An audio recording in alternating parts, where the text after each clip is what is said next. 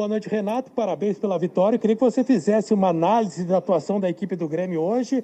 Se ficou de bom tamanho a vantagem de 1-0, ou se é uma vantagem pequena. E também falasse do Ferreira, começando desde o início, fazendo uma boa dupla ali com o PP no ataque do Grêmio. Márcio Neves, da Grêmio Rádio Umbro. Eu acho que toda vantagem que você leva para uma decisão, seja ela qual for, é uma pequena vantagem, mas é uma vantagem. Então a gente procurou buscar um resultado melhor, mas o Juventude dificultou bastante e é aquele nosso mesmo problema, né? Toda hora muita gente fora, toda hora, dessa vez aqui, jogadores que poderiam nos ajudar já jogaram a Copa do Brasil, jogadores importantes ainda, um ou outro continuam no departamento médico, o próprio Mateuzinho voltando depois da Covid, praticamente ele treinou somente ontem. Então nós tivemos muitos problemas novamente. Enfrentamos uma equipe que estava muito bem na partida, veio muito bem na Série B. Conseguimos o placar, eu acho que o mais importante de tudo é o placar magro, mas com respeito ao nosso adversário é sempre uma vantagem. Agora tem mais 90 minutos lá em Caxias. Renato, pela experiência em Copas, com o desempenho, com tudo que aconteceu no jogo, qual é o tamanho da vantagem que o Grêmio está levando para o jogo para Caxias? É o Rafael Pfeiffer, da Rádio Guaíba. Olha, Rafael, eu assisti todos os jogos da Copa do Brasil e o Grêmio foi o único que jogou em casa e venceu sua partida. Então, os outros adversários que não conseguiram essa pequena vantagem estão numa desvantagem muito grande, ter que buscar o resultado fora de casa. Então, aquilo que eu falei, não tem jogo fácil, não tem. Em qualquer competição, seja Campeonato Brasileiro, seja Copa do Brasil, seja Libertadores, todos os jogos são difíceis. A gente buscou, apesar de todos os nossos problemas, nós buscamos e conseguimos uma pequena vantagem.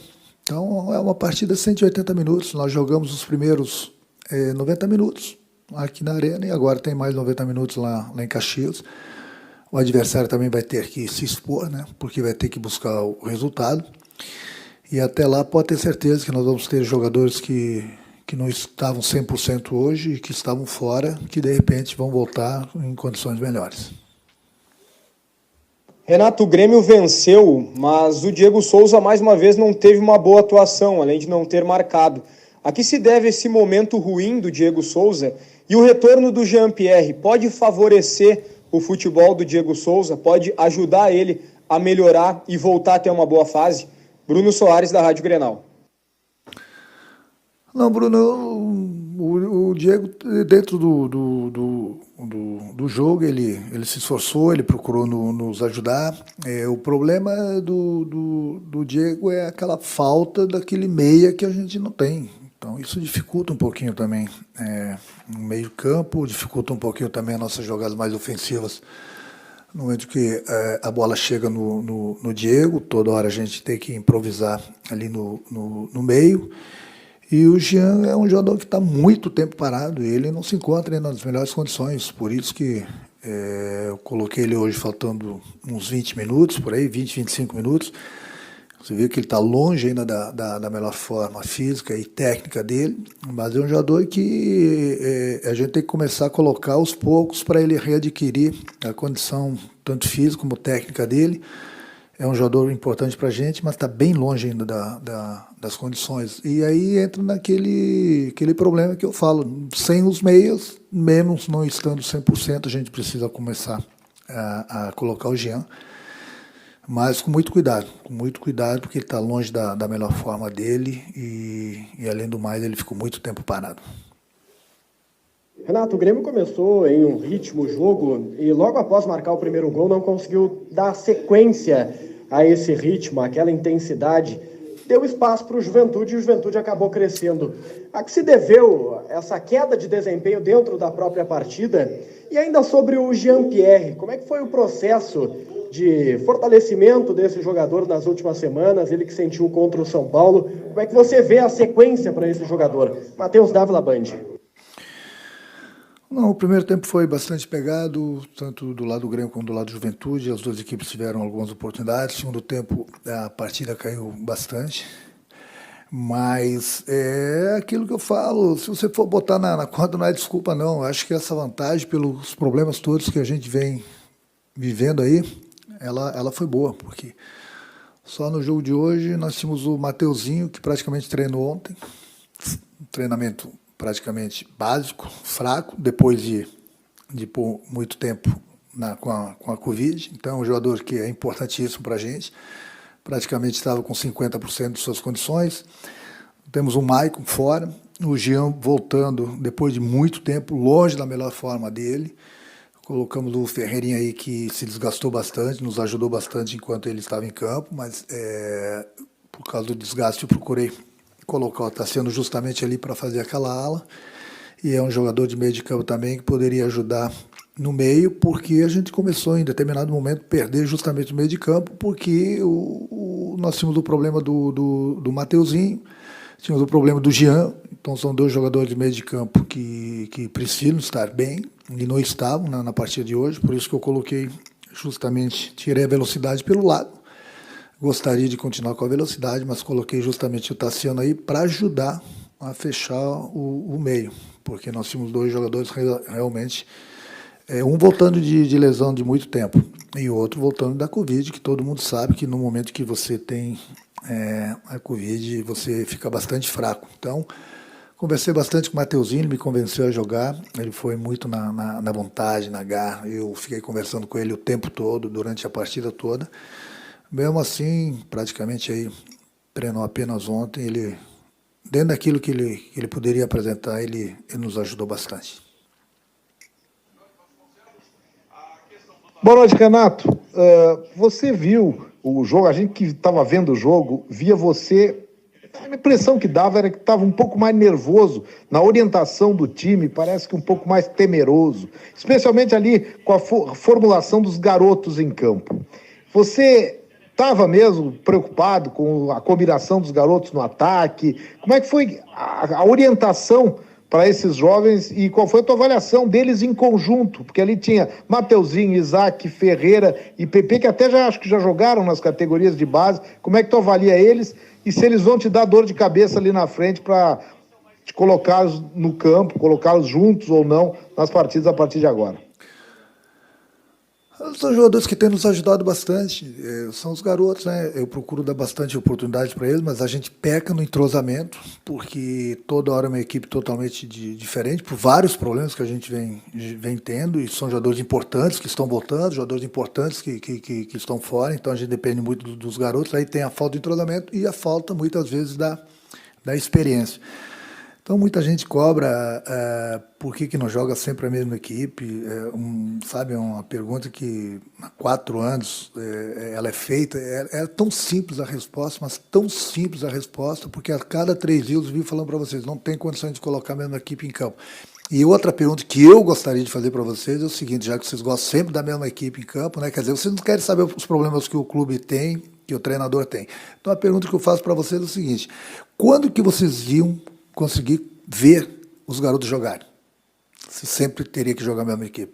É a pergunta que eu faço para vocês. Vocês já se fizeram essa pergunta? Não, né? Então eu faço essa pergunta para vocês. Tanto falo dos garotos, e os garotos a gente dá uma lapidada, tem aproveitado bastante os garotos. Se fosse jogar sempre a mesma equipe, esses garotos não teriam chance.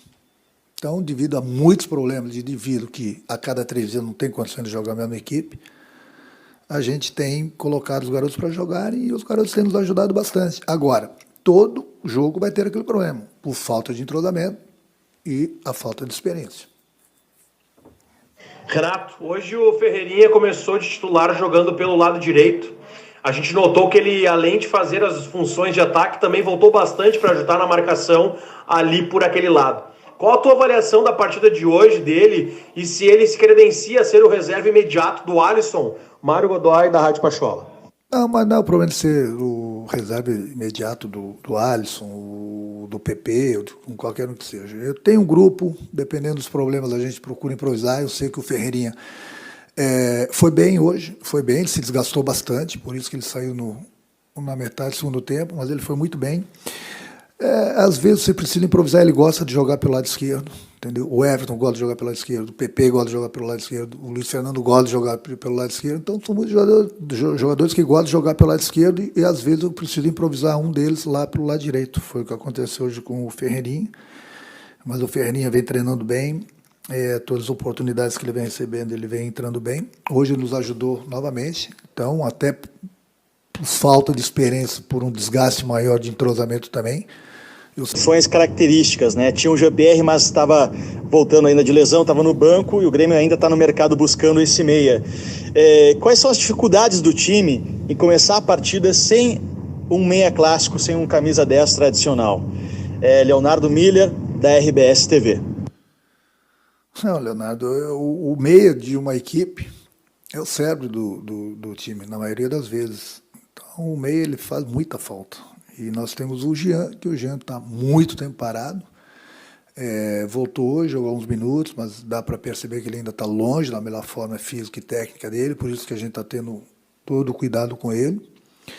E o meio faz muita falta, e a gente tem que improvisar. Mas muita gente não vê isso, muita gente só cobra. Atrás do meio a gente está. E é aquilo que eu falei, a gente vai ao mercado, a gente está observando, está buscando, mas essa é uma pergunta que, de repente, lá para a semana que vem a gente tem a resposta dela. Boa noite, Renato. Eu queria pedir para você explicar o que você pensou exatamente na substituição do Ferreirinha pelo Tassiano, né, tirando um jogador de velocidade, e se você acha que, na prática, deu certo o que você pensou.